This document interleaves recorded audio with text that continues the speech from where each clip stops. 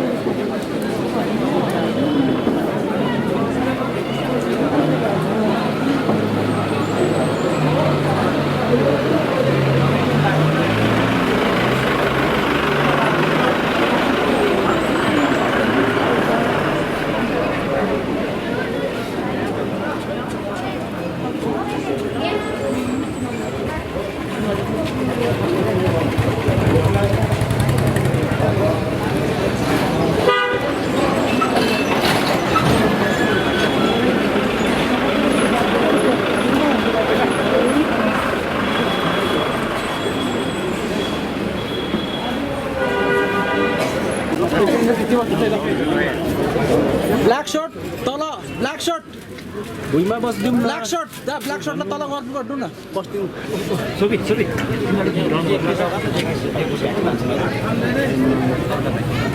देख्न सक्नुहुन्छ जोरमा मान्छे आइसक्नु भएको छ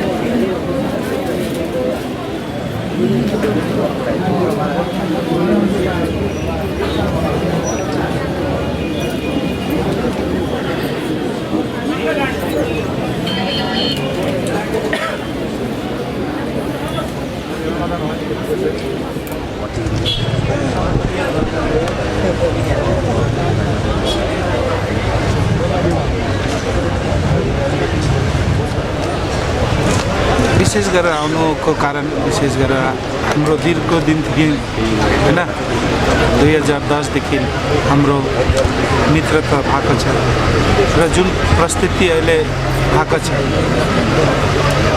माथिबाट यो अनसनले गर्दा उसको सुगरले गर्दा उसको बिमारी बढ्दै जाँदैछ। त्यही म हिजो नै दिल्लीबाट आएँ र सुने अन्त म आज नै मैले तय गरेँ कि म गएर एकताल मनाउँछु र त्यस कारणले म आज यहाँ आएँ दाजुसित भेट गरेँ। उहाँको बहुत ठुलो योगदान डुवर्स तराई र पहाडको छ र हाम्रो मित्रता त छ र दुःख र कष्टको समय नै मानिसले याद गर्छ। आज उहाँ कष्ट छ, दुःख छ र काफी दिन गोर्खा र डुवर्स तराईको जनताको लागि उहाँले आवाज उठाइरहेछ र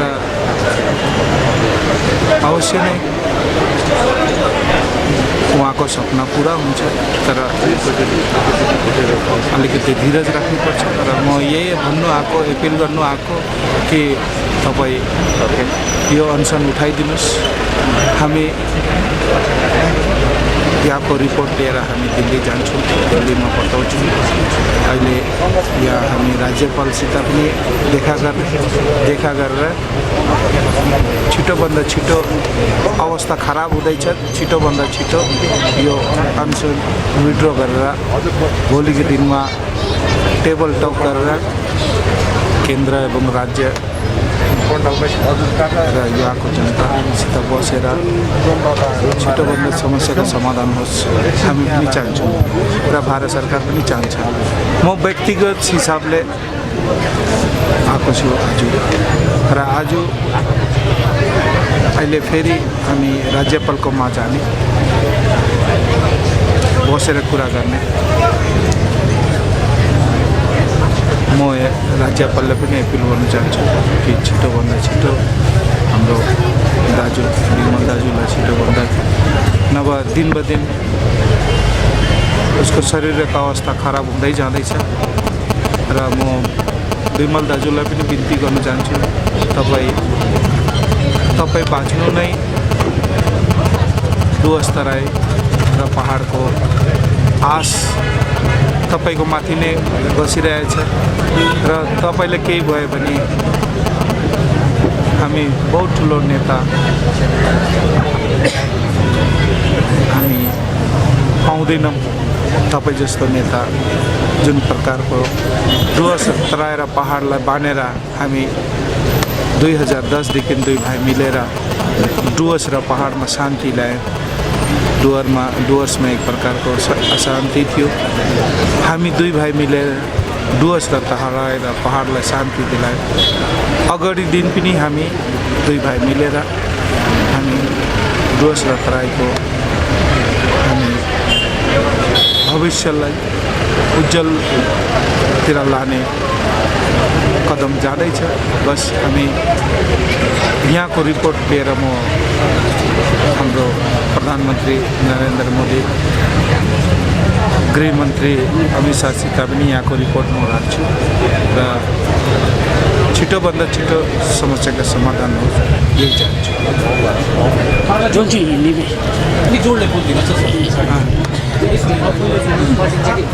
हिन्दीमा हिंदी में जोन जी आप कुछ कहना चाहिए? विशेषकर आज हम आए हैं कि पकड़े हमें काफ़ी साल से हम लोग एक साथ डुवर्स तराई का जनता के लिए हमने काम किया है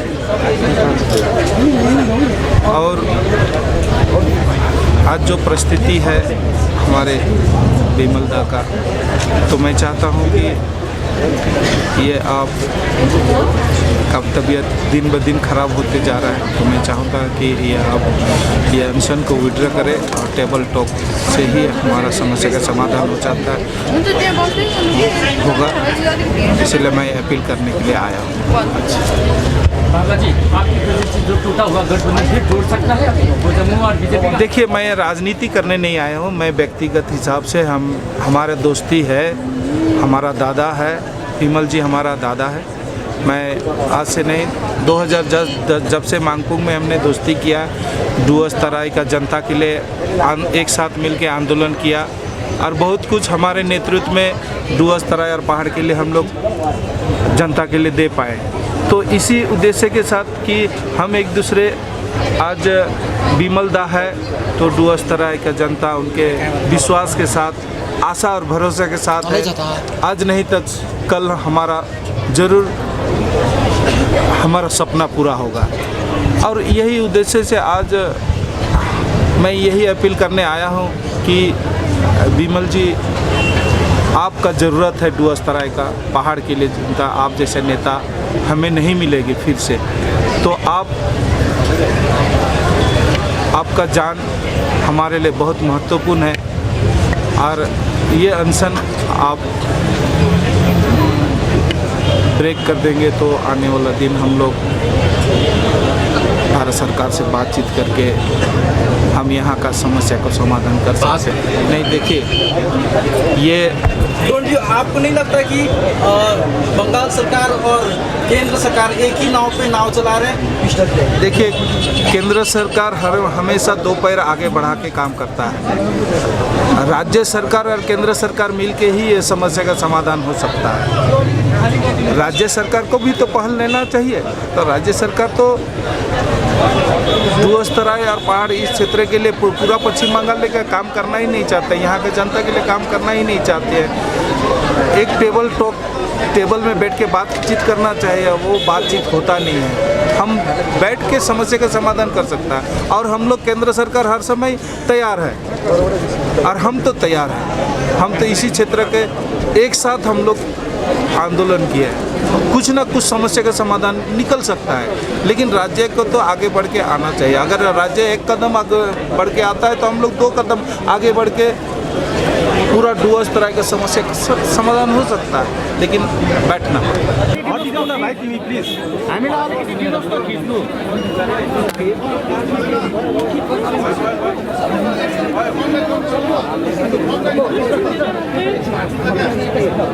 सर बालाजी फोन अगाडि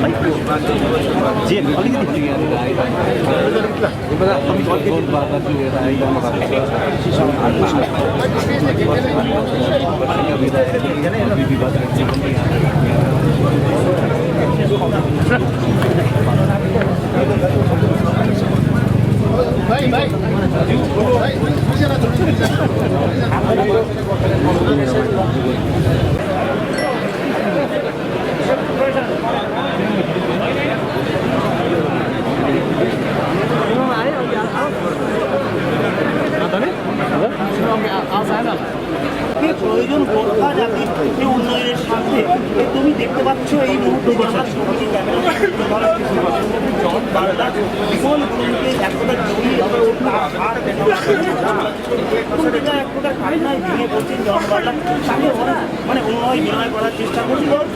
কারণ বিমল গুরুদের যে স্বাস্থ্যের অবনতি হচ্ছে, ক্রমেই বিমল গুরুদের স্বাস্থ্যের অবনতি হচ্ছে, চিকিৎসকের কাছে এই হাসপাতালে যাওয়ার পরামর্শ দিচ্ছেন। যদিও বিমল গুরু তার দাবি তখন তিনি আগে চাইছেন আলোচনা হোক, কারণ গতটা রাজ্যের তরফে একজন প্রতিনিধি এসেছিলেন, এক মন্ত্রী এসেছিলেন, কথাবার্তা বলে গিয়েছিলেন, আপনারা দিয়েছিলেন।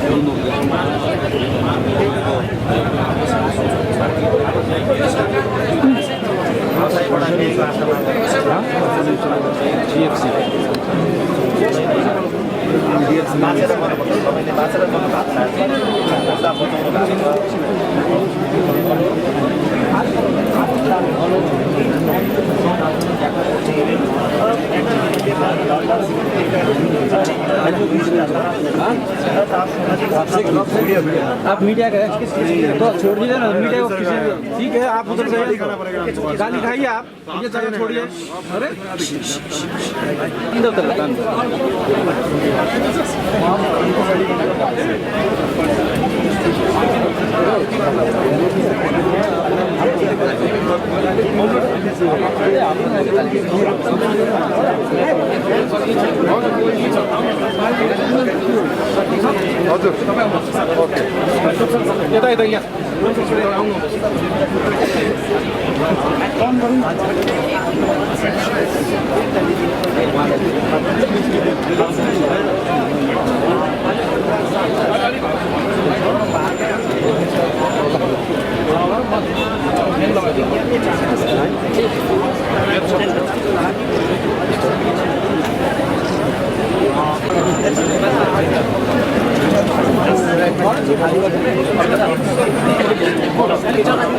मान्छे निक्लिए खाली भइहाल्छ पीछे क्या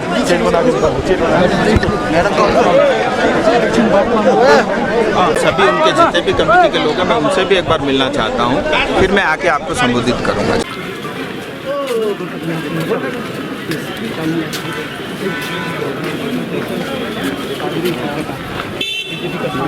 श्रीमान राज्यविष्ट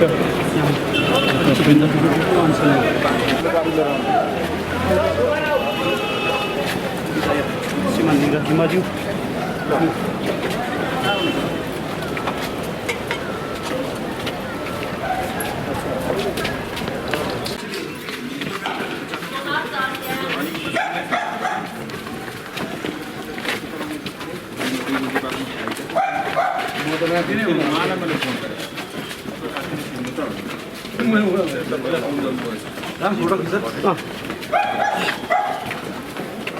स्नैप स्नैप सिद्धांत भाई बैठो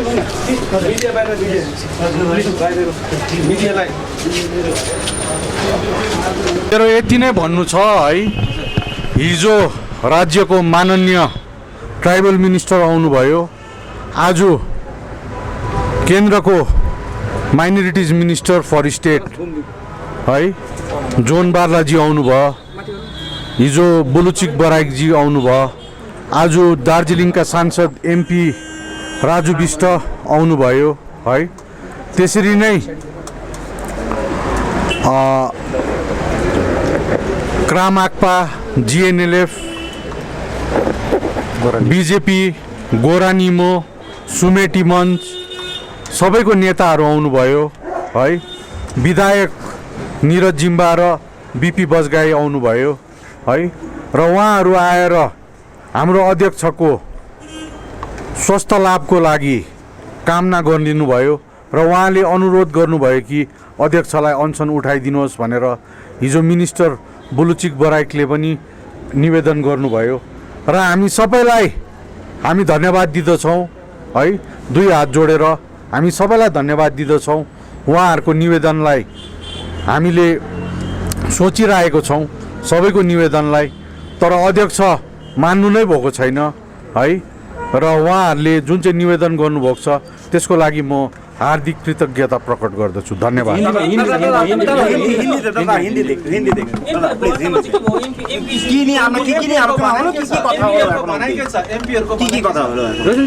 कल कल राज्य का ट्राइबल मिनिस्टर श्री बुलुचिक बराइक जी आया था, हमारा प्रेसिडेंट को अपील किया आमरण अनशन उठाने का लिए। आज केंद्र का minorities minister of state Shri John Barla ji आए, सांसद राजू बिष्ट जी आए, नीरज जिम्बा, बीपी बजगाई, एमएलए लोग आए, ऑल पार्टी का डेलीगेशन आए, क्रामाकपा, बीजेपी, जीएनएलएफ, सुमेटी मंच, गोरा नीमो, और हम लोग राज्य का मंत्री बुलुचिक बराइक जी को और केंद्र का मंत्री जॉन बारला जी और दार्जिलिंग का सांसद राजू बिष्ट जी, एमएलए लोग और जितना भी पार्टी आए सभी को धन्यवाद देता है। हमारा प्रेसिडेंट को हमने अपील किया है कि वो आमरण अनशन उठा दे। मंत्री जी ने भी कल आके निवेदन किया। आज सांसद लोग, केंद्र का मंत्री, एमएलए लोग, पार्टी का डेलीगेशन लेके यहाँ पर निवेदन किया।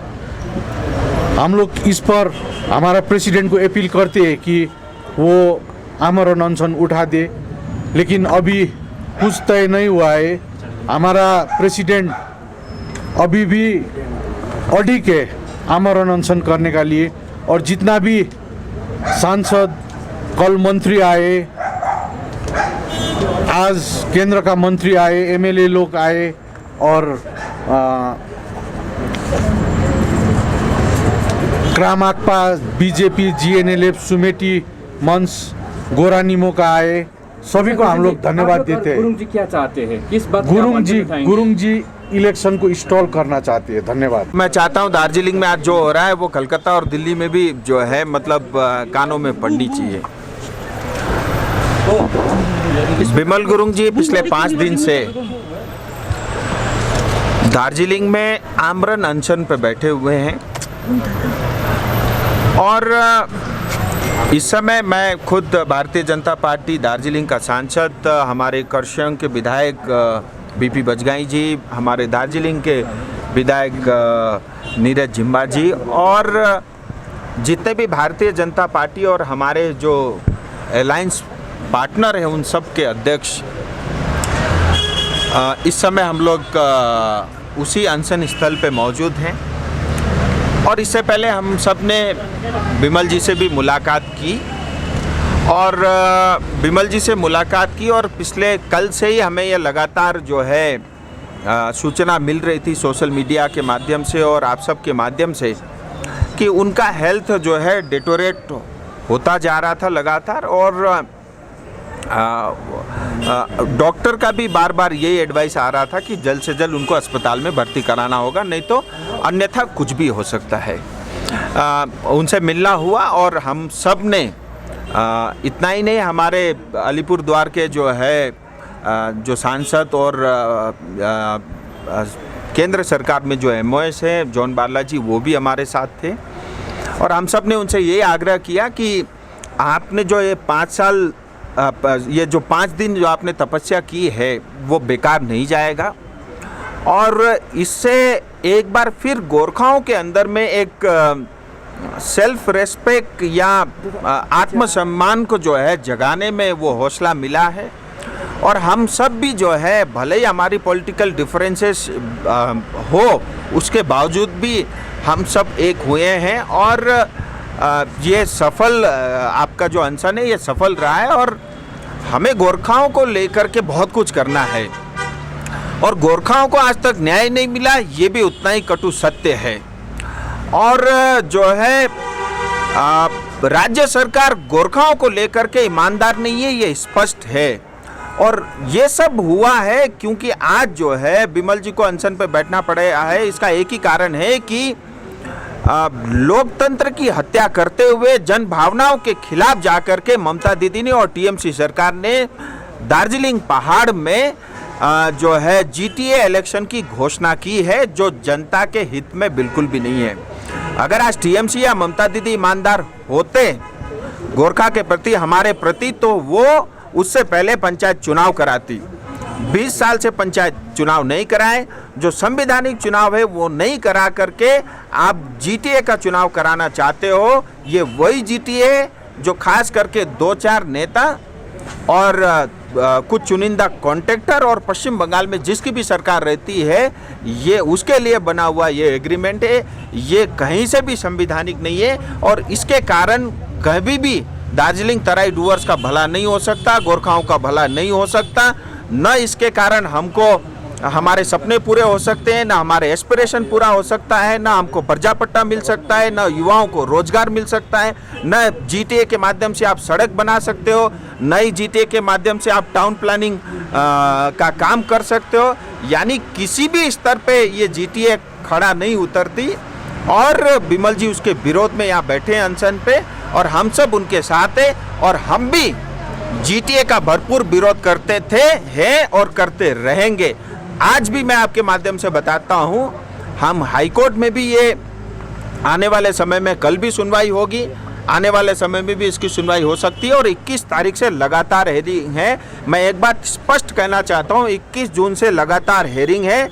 2 दिन 3 दिन के अंतर जो है अंदर इसकी फैसला भी आएगी, वो भी जो है चुनाव से पहले ही होगा। और मैं ऐसा मानता हूं कि ये GTA चुनाव जानबूझ के पश्चिम बंगाल सरकार का एक षड्यंत्र है गोरखाओं को पूरी तरह नष्ट करने का।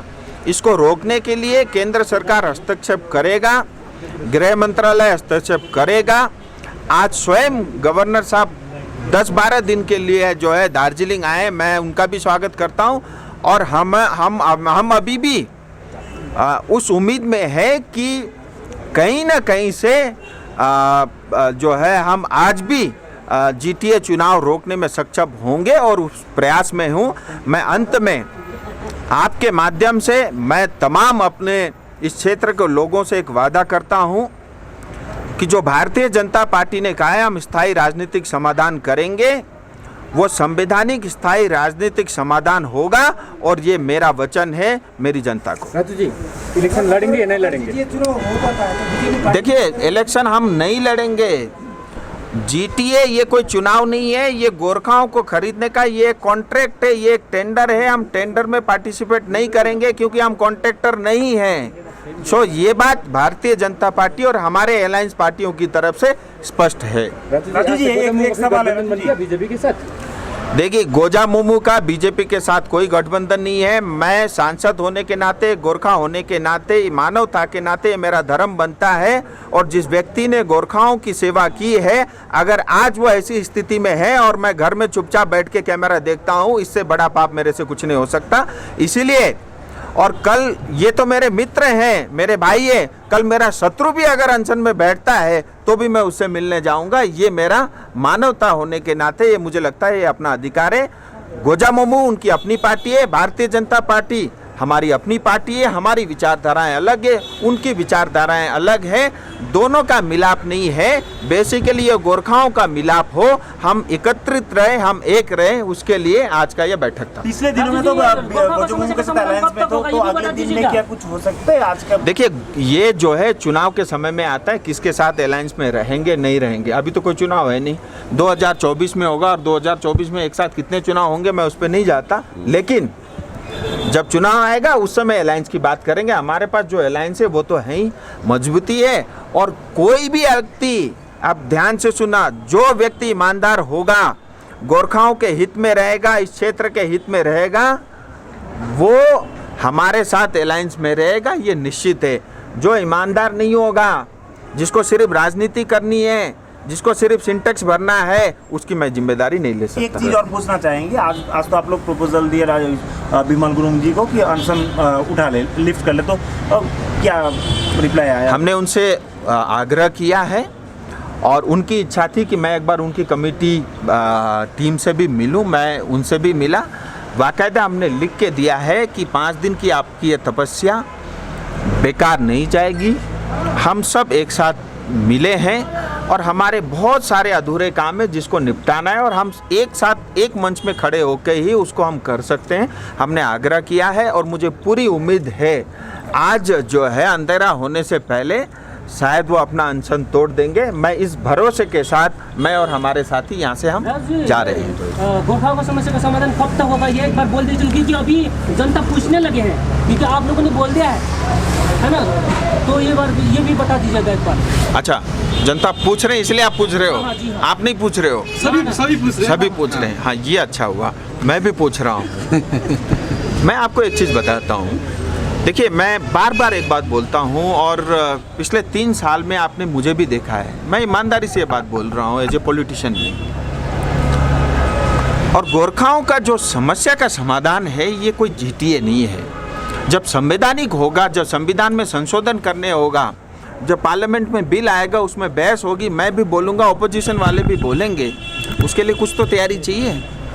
और किसी भी समाधान के लिए ये बहुत ज़रूरी होता है कि हम स्टेट को भी अपने पक्ष में रखें, उनके साथ भी न्याय हो, उनकी भी सुनवाई हो, वो हम प्रयास कर रहे हैं। लेकिन अगर हर आदमी अपनी हेकड़ी दिखाएगा फिर क्या करना होगा फिर वो समय बताएगा। निश्चिंत रहिए, होगा। मैं इतना आपको दावे के साथ कह सकता हूँ कि 2024 के चुनाव से पहले होगा और ये मेरा वादा है आपसे बार बार है कि अगर गोरखाओं का समाधान नहीं होगा अगली बार मैं सांसद नहीं रहूँगा। लेकिन इस उम्मीद के साथ कि आपके ये 5 साल जो आपने मुझे सेवा करने के लिए दिए थे ये भी आपके खराब नहीं होंगे, ये भी मेरा आपको वचन है। सुनने में तो आया है, जनता ये भी जानती है कि आप गोरखाओं की हित के लिए काम करेंगे। राजू जी, जिस प्रकार से आपने महाकाल बाबा का कसम खाके मैं गोर्खाल्यान्ड अवश्य लिएर आउँछु, तपाईँले गोर्खाल्यान्ड त तपाईँले ल्याउनै हुन्छ। अहिले मन्दिरमा लिएर जानु, म फेरि भन्छु गोर्खाल्यान्ड नै चाहियो भने लिएरै आउँछु। म गोजी ठुलो बनाउँदैछु, बुझ्नुहोस्। कहिले ल्याउनुहुन्छ? हेर्नुहोस्, अङ्ग्रेज कालदेखि लिएर धेरै ऐतिहासिक भुलहरू गल्तीहरू हामीले गरेको छौँ, मान्नुपर्छ। भूल सुधारमा पनि अलिक समय लाग्छ। म त फेरि भन्दैछु मंदिर लेकर जानु, म अहिले भन्छु। राजू जी, लास्ट क्वेश्चन, अगर कल गोरखा जनमुक्ति मोर्चा जीटे इलेक्शन में गया, आप लोग बीजेपी सपोर्ट करेंगे, जेनलेब सपोर्ट करेगा, क्या करेंगे? कोई मतलब ही नहीं है, हम किसी टेंडर में पार्टिसिपेट नहीं करेंगे और उस टेंडर में किसी तरह का हमारा योगदान हो ही नहीं सकता, ये स्पष्ट है। देखिए, मेरा एक ही कहना है, अगर गलती से जीटीए बना तो स्थायी राजनीतिक समाधान में अड़चन आ सकती है। मैं ये नहीं कह सकता अड़चन आएगी, लेकिन आ सकती है। और मैं 1% भी चांस नहीं लेना चाहता, टेक्निकली भी, थ्योरेटिकली भी, प्रैक्टिकली भी, किसी भी तरह का भी मैं कोई चांस नहीं लेना चाहता। मैं इतना आह्वान करता हूँ, ये समय है, सही समय है और समय की मांग भी यही है कि जो जीटीए के विरोध में हैं और जो गोरखाओं के हित में हैं, जो जाति प्रेमी है, जो भाषा प्रेमी है, उनको एक होने का यही समय है और सही समय है। आप सबका बहुत बहुत धन्यवाद।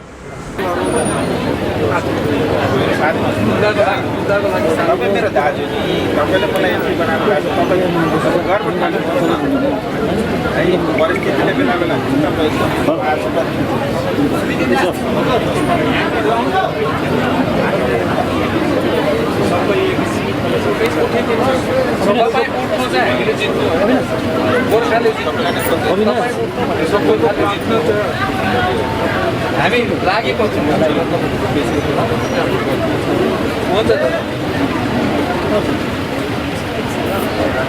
जरुरत पर्छ धेरै आउँछ।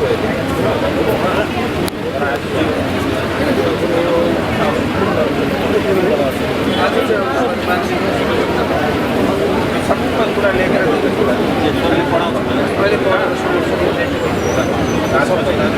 एक साथ दोस्तलाई सबै तपाईँको साथ के कसो हुन्छ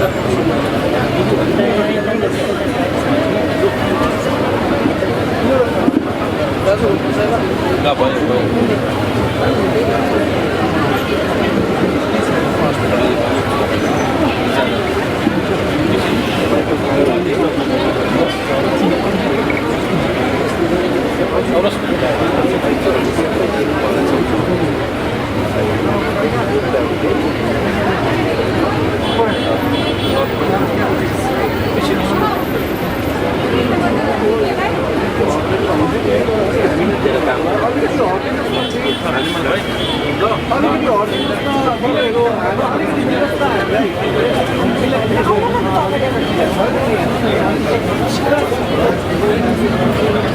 न